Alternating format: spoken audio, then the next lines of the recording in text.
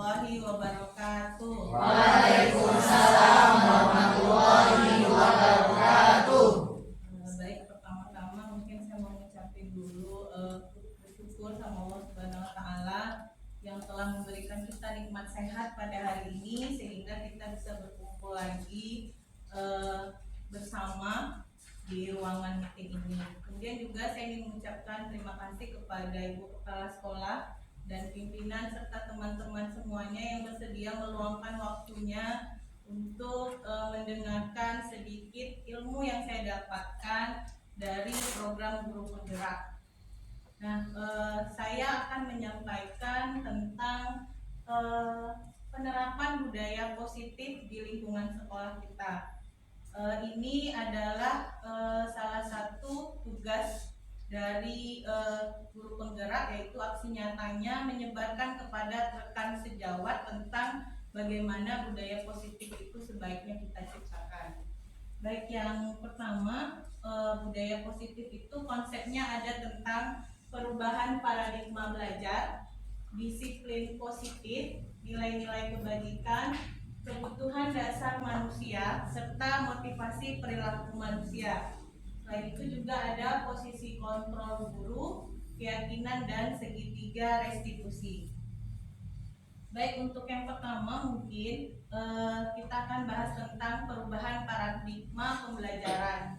Nah, di sini perubahan paradigma itu perubahan pandangan kita dari misalnya dari stimulus respon itu nanti kita berubah menjadi teori kontrol. Nah, perubahan paradigma yang seperti apa? Perubahan pembelajaran dengan paradigma baru itu merupakan pembelajaran yang dirancang berdasarkan prinsip pembelajaran yang berdiferensiasi sehingga murid dapat belajar sesuai dengan kodratnya. Nah, kalau dalam filosofi Ki Hajar Dewantara itu kodrat siswa itu ada yang namanya kodrat alam dan kodrat zaman. Kodrat alam itu berkaitan dengan lingkungannya, lingkungan dia tumbuh, nah itu kodrat alam.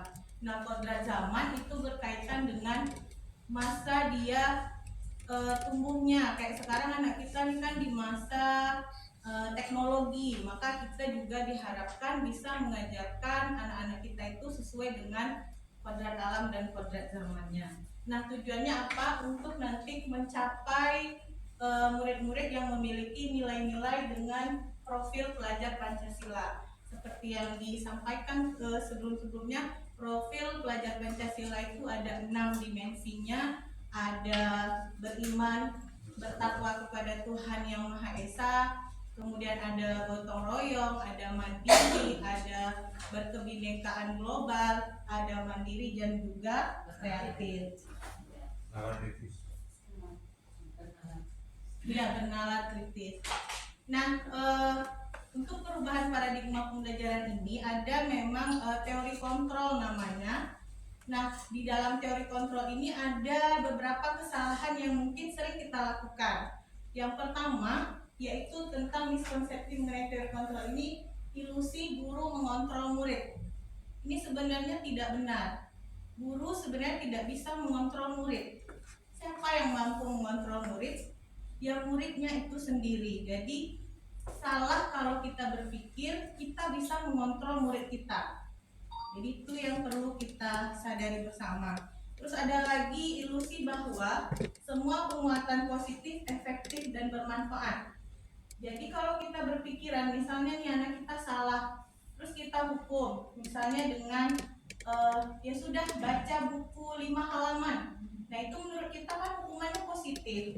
Dengan dia membaca, dia dapat pengetahuan. Itu menurut kita, tapi kenyataannya itu tidak benar.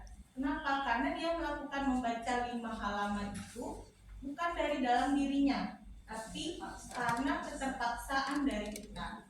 Itu yang salah tentang teori kontrol yang harus kita perbaiki. Terus bahwa lagi ilusi bahwa kritik dan membuat orang merasa bersalah dapat menguatkan karakter. Kadang kan kita misalnya gini, kok kamu gitu?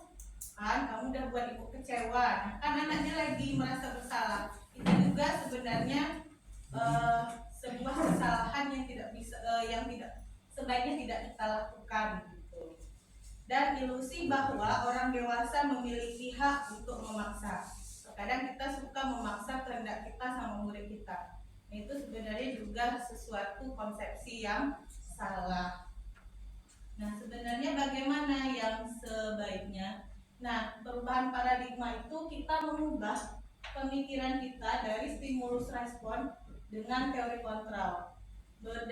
Sesuai dengan apa yang diucapkan oleh Stephen R. Covey, dia mengatakan kalau kita ingin membuat kemajuan perlahan, sedikit-sedikit, ubahlah sikap atau perilaku Anda.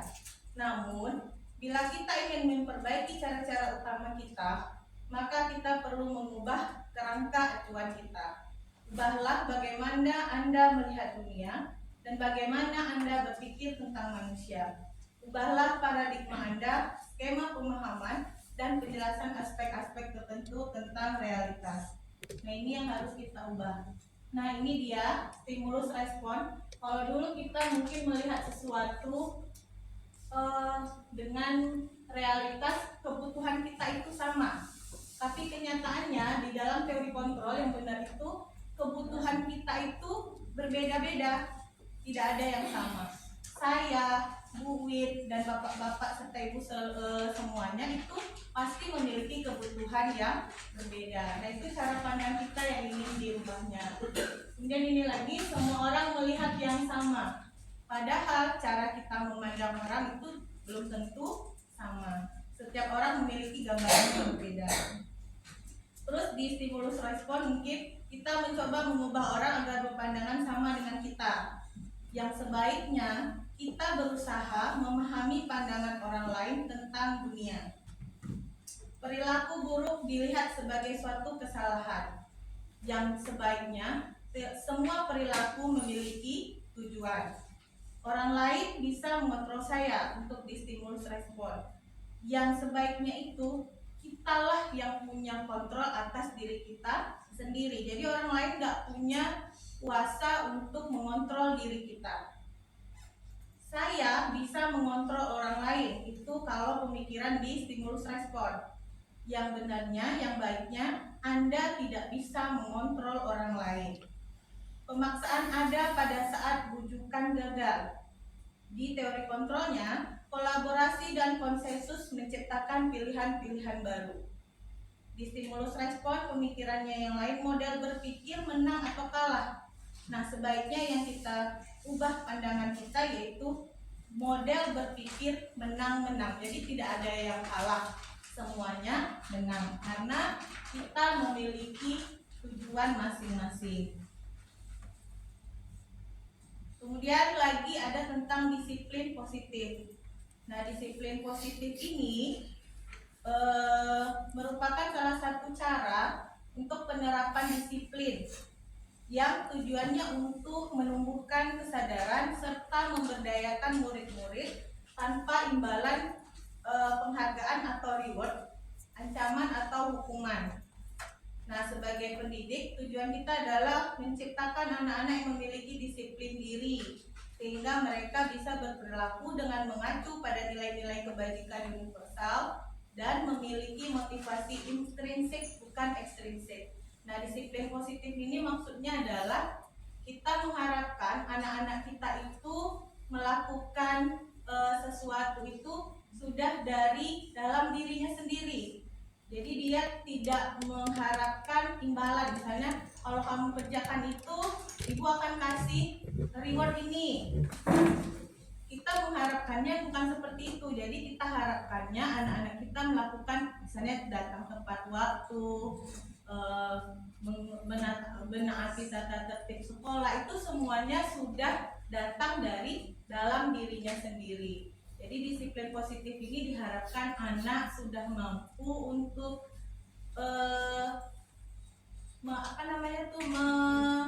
melakukannya dari dalam dirinya, tidak ada lagi karena keterpaksaan ataupun karena mengharapkan penghargaan dari orang lain. Nah, nilai-nilai kebajikan. Nilai-nilai kebajikan ini di dalam disiplin positif itu ada nilai-nilai kebajikan yang ingin dicapai. Apa itu nilai-nilai kebajikan? nilai-nilai yang disepakati bersama, lepas dari suku bangsa, agama, bahasa maupun latar belakangnya. Salah satu contoh nilai kebajikan itu adalah profil pelajar Pancasila. Jadi dengan adanya disiplin positif, diharapkan anak-anak kita nanti memiliki 6 dimensi dari profil pelajar Pancasila tadi. Selanjutnya, kebutuhan dasar manusia. Nah, manusia ini itu memiliki sesuatu kebutuhan yang memang harus kita penuhi. Nah, kebutuhan dasar manusia adalah segala sesuatu yang kita lakukan untuk mendapatkan apa yang kita inginkan. Karena seluruh tindakan yang kita lakukan itu memiliki tujuan tertentu, dan semua usaha terbaik yang kita lakukan adalah dalam rangka memenuhi kebutuhan dasar kita. Jadi kita itu melakukan sesuatu pasti ada maksud dan tujuannya.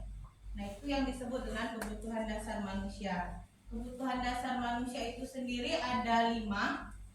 Yang pertama yaitu bertahan hidup.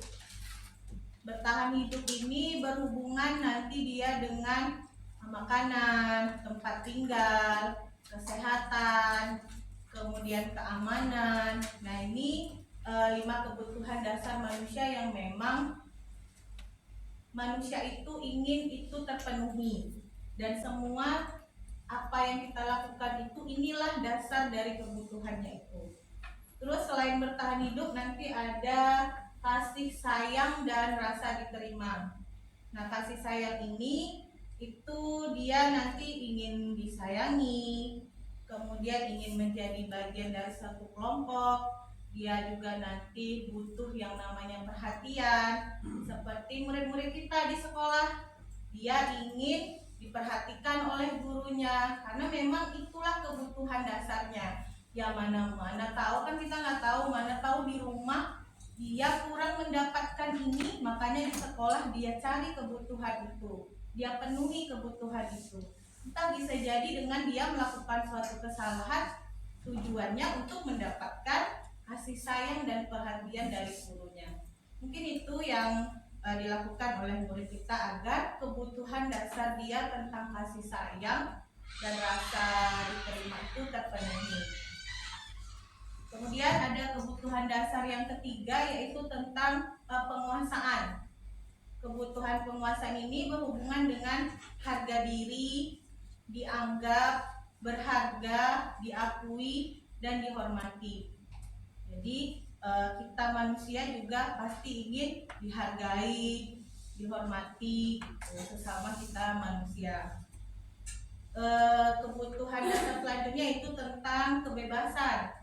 Nah, kebebasan ini artinya dia tidak terpengaruh oleh orang lain, dan dia bisa melakukan pilihannya sendiri, bisa menentukan apa yang dia mau. Dia bisa tidak bisa dikontrol oleh orang lain. Ini dia kebebasan. Jadi dia punya hak untuk menentukan apa yang dia inginkan dan yang dia mau. Nah, kebutuhan dasar yang terakhir yaitu tentang kesenangan.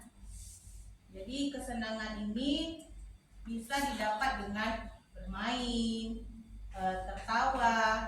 Yang penting rasa dia itu adalah happy. Nah, murid-murid kita mungkin di sekolah ini dia kenapa banyak main? Ya karena memang kebutuhan dasarnya itu adalah kesenangan. Dengan bermain dia dapat kesenangan itu, dia dapat kebutuhannya tadi. Jadi 5 kebutuhan dasar ini memang itulah yang kita butuhkan, dan kita selalu mempunyai cara agar tujuan ini, kebutuhan ini bisa terpenuhi dengan baik. Selain itu ada yang namanya motivasi perilaku manusia. Nah, motivasi perilaku manusia ini itu nanti misalnya kita melakukan sesuatu itu karena apa, alasannya apa. Bisa jadi kita melakukannya itu karena untuk menghindari ketidaknyamanan atau hukuman. Terus atau bisa juga kita melakukannya untuk mendapatkan imbalan atau penghargaan dari orang lain. Di sini maksudnya seperti apa? Misalnya gini, kita memberikan hukuman kepada anak didik kita. Misalnya dia datang terlambat atau tidak buat tugas. Nah, kerjakan di luar. Nah, dia kan mengerjakan sesuatunya di luar tuh karena kita suruh, karena kita hukum. Kenapa dia melakukannya? Oh, dia tetap pergi keluar. Ya, itu tadi. Kalau misalnya dia tidak keluar, maka dia nanti akan dapat hukuman. Jadi dia tetap melakukan apa yang kita suruh itu untuk menghindari ketidaknyamanan atau hukuman. Kalau lagi misalnya kerjakan PR kamu di rumah ya, kalau tidak kamu kerjakan besok ibu suruh kamu keliling lapangan. Nah, hakikatnya dia kan tidak tahu apa sih guna PR nih. Oh, yang penting kerjakan aja lah.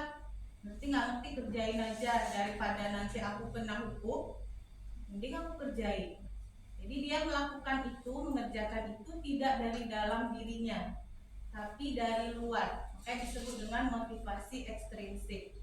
Dia melakukan untuk dia terhindar dari hukuman atau ketidaknyamanan. Terus lagi misalnya untuk mendapatkan imbalan. Nah, tolong dikerjakan ya, besok yang mengerjakan ibu kasih nilainya 100 misalnya, atau ibu kasih tambahan poin misalnya seperti itu. Nah, itu juga tidak motivasinya tidak dari dalam dirinya, tapi memang karena dia mengharapkan imbalan dari gurunya, atau dia ingin mendapatkan penghargaan dari orang lain. Nah, yang seperti ini, motivasi yang seperti ini mungkin sebaiknya juga tidak terlalu sering. Kita kan maksudnya baik biar dia terpacu mengerjakannya, cuman nanti berimbas ke teman-temannya yang memang nggak usah lah dikerjain, ngapain, toh aku juga nggak bakalan dapat tuh imbalannya, nggak bakalan dapat aku penghargaannya, ngapain dikasih yang seperti itu, pasti dia lagi yang dapat. Itu ya untuk motivasi perilaku manusia. Nah, yang empat ini itu motivasinya berasal dari luar dari diri manusia tersebut. Nah, yang paling bagus itu memang adalah motivasi intrinsik. Nah, ini memang perilaku manusia ini itu sudah datang dari dalam dirinya sendiri. Jadi dia sudah sadar apa yang harus dia lakukan, yaitu untuk menjadi orang yang mereka inginkan dan menghargai diri sendiri dengan nilai-nilai yang mereka percaya. Nah, ini memang yang kita harapkan dari murid-murid kita. Jadi dia melakukan sesuatu itu karena memang dia sudah sadar dari dirinya kalau dia butuh sesuatu dan dia tahu nilai, kalau dia mencapai nilai itu dia akan menjadi apa. Jadi dia sudah tahu tujuannya. Nah, ini dia posisi kontrol guru. Jadi guru itu memiliki posisi kontrol. Ada yang namanya penghukum, ada yang namanya pembuat merasa bersalah, ada yang namanya teman, pemantau, dan juga manajer. Nah, kira-kira di posisi manakah kita? Posisi manakah kita, Bapak Ibu? Semuanya. Lima-limanya. Ya, Kadang-kadang. selalu dong. Ya, jadi ini mungkin posisi kontrol kita memang semuanya, tapi manakah yang paling baik? Nah, jadi kalau contoh posisi kontrol, misalnya ada kasus siswa datang terlambat ke sekolah. Kalau kita sebagai penghukum, kita biasanya akan memberikan hukuman kepada siswa. Terus kita nanti ngomongnya sama siswa itu dengan nada suara yang tinggi, keras, bahkan mungkin sampai melotot mata kita sama dia. Contohnya gini, bisa jadi pernyataan yang kita keluarkan, terlambat lagi, terlambat terus, kamu juga lagi, lari kamu keliling lapangan misalnya kan. Nah, sis ya.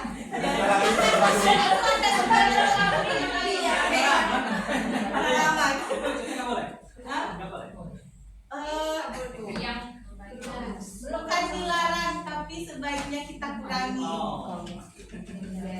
Iya, hindari, karena inilah memang posisi kita itu emang itu penghukum,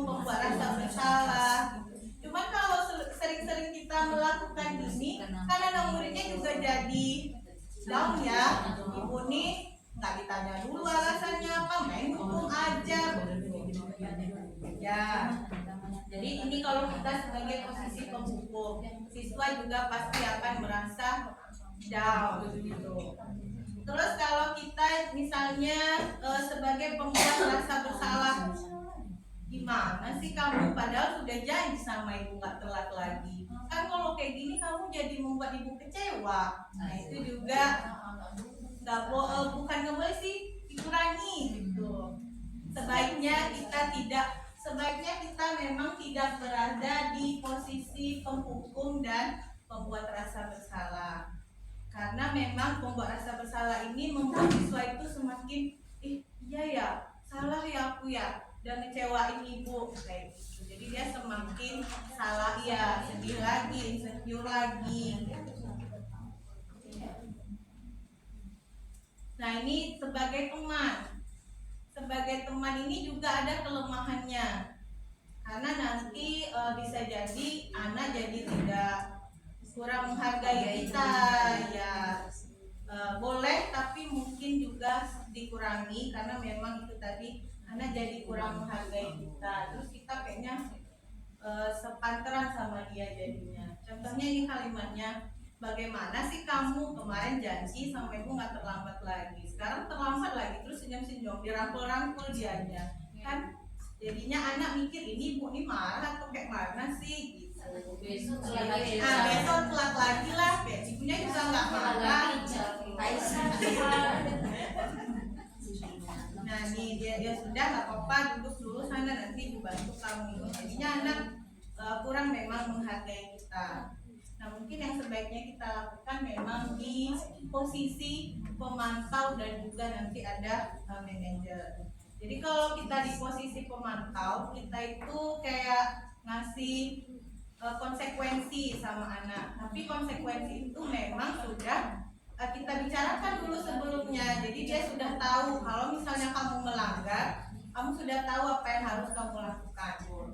Ya, nih kamu terlambat 10 menit. Kamu kan sudah tahu konsekuensi yang harus dilakukan bila terlambat. Jadi dia sudah tahu apa yang harus dia lakukan. Dan dia juga tidak seperti penghukum tadi. Kalau di penghukum kan nggak ada alasan langsung suruh. Kalau ini dia sudah tahu dia terlambat, konsekuensinya ini. Jadi itu untuk kalau posisi kontrol kita sebagai pemantau. Nah yang paling bagus memang adalah yang manajer. Jadi memang diharapkan kepada setiap kita untuk bisa menjadi posisi ini. Jadi kita cari tahu dulu alasannya apa. Terus juga kita tidak langsung menjudge. Terus kita tanya juga kira-kira kalau misalnya ini salah nggak? Kalau salah menurut kamu apa? Jadi kayak dia di coaching, dia melakukan kesalahan tapi dia sendiri yang menemukan solusinya. Jadi nggak dari kita, sehingga itu bisa membuat dia lebih sadar kalau memang dia salah. Jadi kita nggak ngasih saran apa-apa, tapi kita suruh lagi dia mikir apa yang harusnya dilakukan. Kalau memang nggak mau terlambat tuh apa yang harus kamu lakukan, jangan diulang lagi. Nah memang untuk posisi manajer ini mungkin sebagian kita juga sudah melakukannya menghadapi siswa kita sehari-hari. Kita juga pasti sudah sering melakukannya. Tapi kira-kira keseringan yang mana ya? Keseringan penghukum kali kita ya. Saya sendiri mungkin masih melakukan itu gitu. Oke baik, selanjutnya untuk membuat budaya disiplin itu ada mengenai keyakinan kelas. Nah apa sih keyakinan kelas? Mengapa harus keyakinan kelas? Mengapa tidak peraturan kelas saja? Sebenarnya keyakinan kelas ini mungkin hampir sama dengan peraturan kelas, cuman di keyakinan kelas ini dia lebih membuat anak-anak itu melakukan sesuatu itu berdasarkan dari hatinya, jadi dari keyakinan. Nah seseorang akan lebih tergerak dan bersemangat untuk menjalankan keyakinannya daripada hanya sekedar mengikuti serangkaian peraturan. tertulis tanpa makna.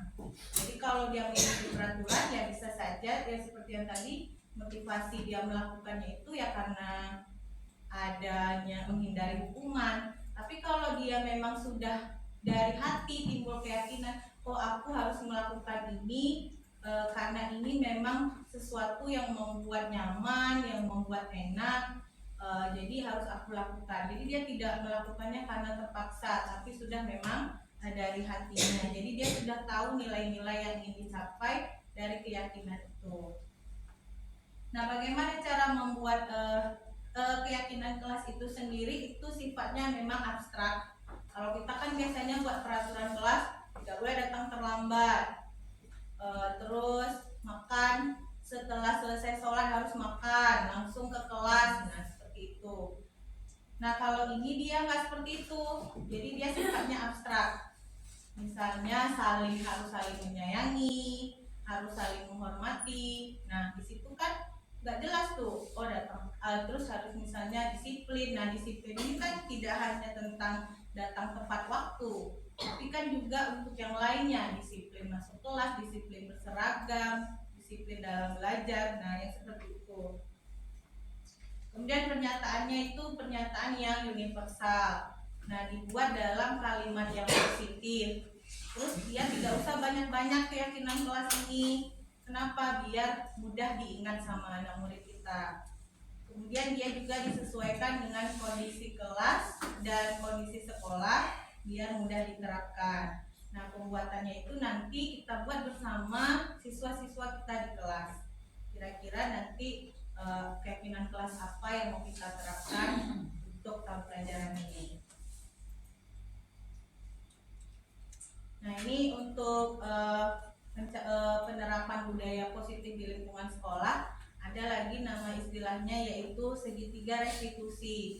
Pada segitiga restitusi ini nanti ada tindakan-tindakan yang bisa kita lakukan untuk membuat murid itu menjadi lebih baik. Jadi dia proses menciptakan kondisi bagi murid untuk memperbaiki kesalahannya sehingga karakter mereka lebih kuat ketika kembali kepada kelompoknya. Jadi misalnya ketika murid melakukan kesalahan, kita bisa melakukan tahapan segitiga restitusi ini. Apa saja tahapannya? Yang pertama ada menstabilkan identitas, kemudian validasi tindakan yang salah, dan menanyakan keyakinan. Nah biasanya ini sebenarnya sudah kita terapkan di sekolah. Kalau misalnya anak ada masalah, itu kita biasanya kita menstabilkan dulu identitasnya. Apa itu? Menstabilkan identitas itu adalah mengatakan kepada membuat prinsipnya itu gini, kalau setiap kita manusia itu memang pernah dan pasti berbuat salah. Jadi nggak ada manusia yang sempurna. Begitu juga dengan murid kita, kalau dia melakukan kesalahan itu wajar karena dia manusia. Jadi pasti dia membuat salah. Jadi kita juga bilang sama murid kita, membuat kesalahan itu wajar. Jadi ini menstabilkan identitas. Jadi ketika kita memanggilnya, kita menstabilkan identitas dulu. Kita sebut sama dia, membuat kesalahan itu wajar, manusia tidak ada yang sempurna, dan kita bisa memperbaiki masalah ini. Serta kita juga bisa bilang sama anak murid kita, ibu bapak tidak mau mencari siapa yang salah, tapi ibu bapak ingin mencari solusi dari masalah ini. Kalau dia sudah kita stabilkan identitas, jadi dia tidak merasa takut.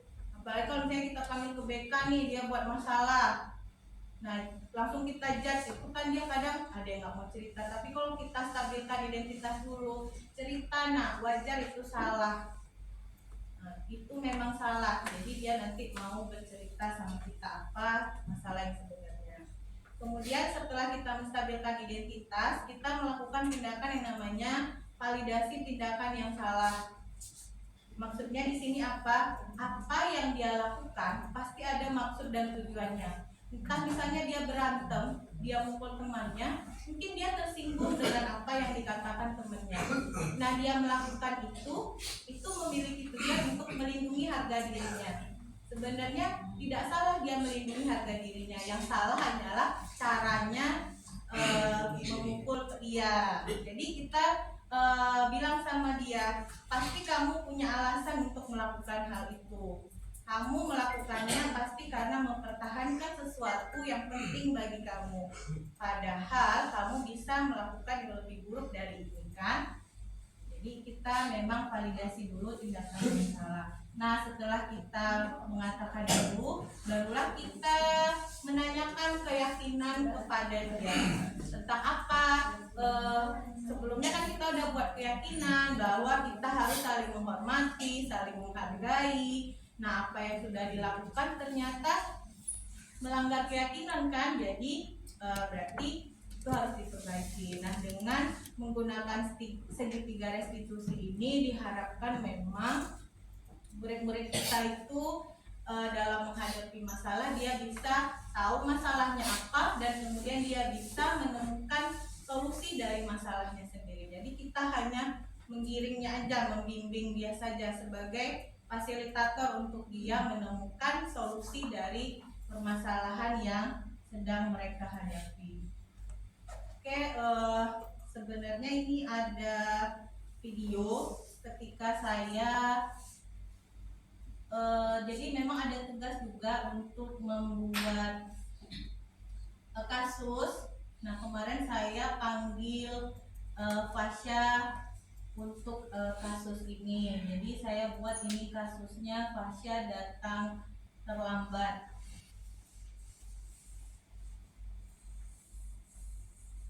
Enggak ada suara ya? Ada atau belum?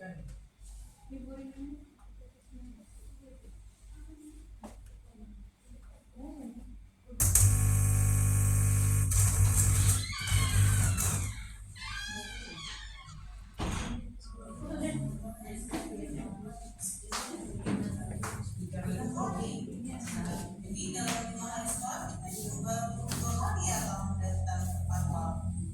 Kira-kira datang terlambat itu menurut Fasya suatu kesalahan atau enggak? Jadi atau penerapan salah restitusi kemarin. Sebenarnya kita manusia itu memang pasti akan berbuat salah. Hanya kita manusia ya. Tidak sempurna. Dari kesalahan itu kita bisa belajar untuk mengalami perubahan yang lebih baik. Sekarang kita juga bisa jawab, kan? Nah, Fasya datang terlambat itu pasti ada alasannya. Nggak mungkin Fasya datang terlambat nggak ada alasan. Kira-kira kenapa Fasya datang terlambat? Jadi sedang menerapkan validasi tindakan yang salah. Jadi saya muncul itu udah mau subuh dan kalau dibangunin sama mama itu suka nggak bangun karena ngantuk dan juga baru tidur loh. Jadi karena nonton bola sampai tengah malam makanya telat bangun, makanya telat datang ke sekolah. Oke, nah saya tahu kan kalau datang terlambat ke sekolah itu melanggar keyakinan kelas kita nggak? Saya ingat nggak keyakinan kelas kita apa aja? Apa sih? Disiplin dan tepat waktu. Datang tepat waktu. Kira-kira datang tepat waktu itu penting nggak? Penting Kenapa penting? agar kita bisa bertanggung jawab dan juga menghargai waktu.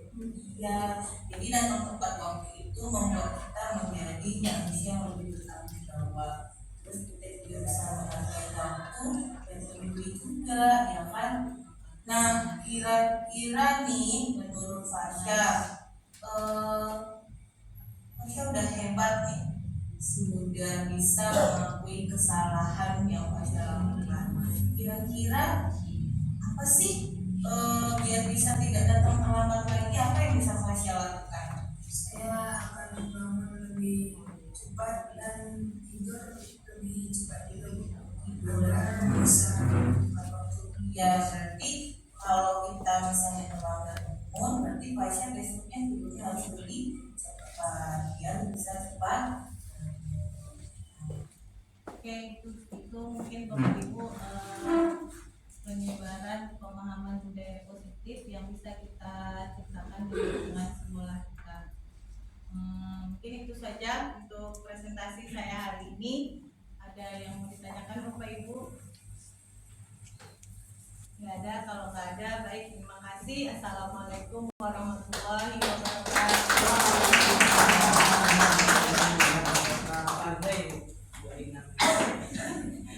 Jelas. Cukup waktunya, cukup waktunya mulia.